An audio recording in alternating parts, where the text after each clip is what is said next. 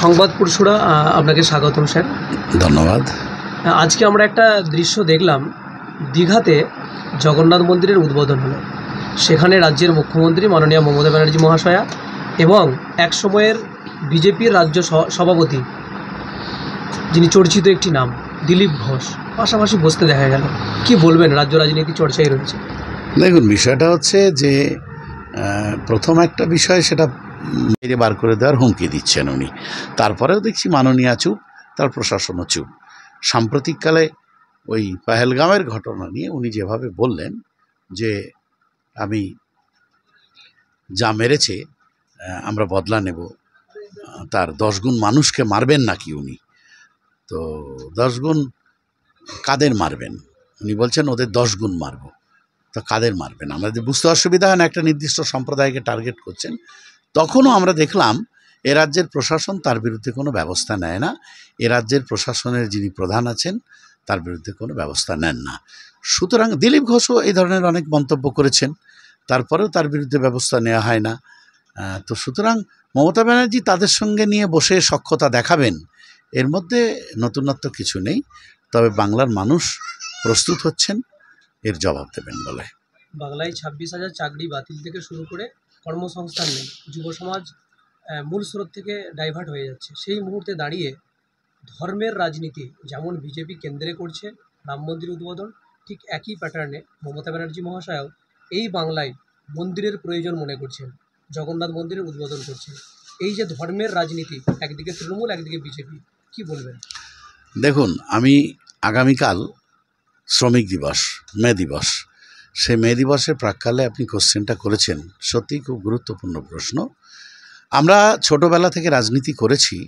রাজনীতি করতে গিয়ে সেই সময়কার ছাত্র যুবদের বা কিছুদিন আগে পর্যন্তও তাই ছিল, 2 দশক আগেও, 1.5 দশক আগেও তাই ছিল যে কাজ চাই কাজ দাও, ভাত চাই ভাত দাও, শিক্ষা চাই শিক্ষা দাও। এটাই ছিল রাজনৈতিক স্লোগান এবং যুব সমাজের কাছে স্লোগান। তো এই স্লোগান বদলে দিয়েছে, মন্দির চাই মন্দির দাও, মসজিদ চাই মসজিদ দাও। এসবে যুব সমাজকে মাতিয়ে রাখছে। এসবের মাতিয়ে রাখলে তবে তো কর্ম পরিকল্পনা, কর্মসংস্থান নিয়ে এদের যে কোনো পরিকল্পনা নেই সেটা ঢাকা দেওয়া যাবে। শুধু 26,000 চাকরি চলে যাওয়া নয়, মমতা ব্যানার্জি এবং বিজেপি সরকারের প্রতি প্রশ্ন, কর্মসংস্থান সৃষ্টির বিষয়ে ওদের নির্দিষ্ট কোনো পরিকল্পনা নেই। কর্মসংস্থান যাতে বন্ধ হয় তার পরিকল্পনা বরং আছে। সেই জন্য যুব সমাজ, বাই চান্স যুব সমাজ যদি কাজ চায় কাজ দাও, ভাত চায় ভাত দাও, শিক্ষা চায় শিক্ষা দাও এই স্লোগান দিয়ে ফেলে, সেই জন্য তাদেরকে মাতিয়ে রাখো এই সমস্ত ধর্মীয় ইস্যুর উপরে। বিজেপির সেই ইস্যু তো রয়েছেই, বিজেপি মন্দিরের ইস্যু। বিজেপি সবসময় মানুষকে মজিয়ে রাখার চেষ্টা করছে। তার অক্ষমতা রাষ্ট্র পরিচালনার ক্ষেত্রে, তার যে অক্ষমতা, সেই অক্ষমতাকে ঢাকার জন্য দুর্নীতি, তার সেই দুর্নীতি নিয়ে দুর্নীতি দমন করতে গিয়ে তার যে অক্ষমতা, সেই অক্ষমতাকে ঢাকার জন্য সেই সব করছে। আর আমি তো সবচেয়ে আশ্চর্য হয়ে যায় যে রাষ্ট্র পারমিশন দেয় কি না। মানে যে রাষ্ট্র সংবিধান সম্মতভাবে সেকুলার কান্ট্রি, সেখানে কি কোনো রাষ্ট্র তার কোষাগার থেকে কোনো পার্টিকুলার ধর্মীয় ইস্যুতে টাকা পয়সা খরচ করতে পারে?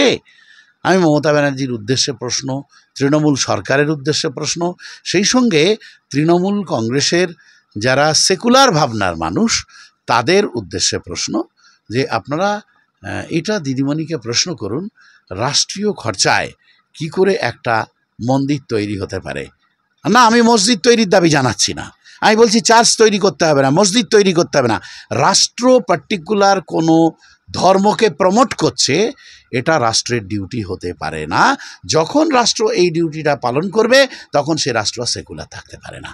মমতা ব্যানার্জি আজকে সেটা প্রমাণ দিলেন যে উনি কিন্তু সেকুলার রাষ্ট্রের প্র্যাকটিস কিন্তু উনি করছেন না, তাহলে কোষাগারের টাকা খরচ করে উনি এ কাজ করতেন না।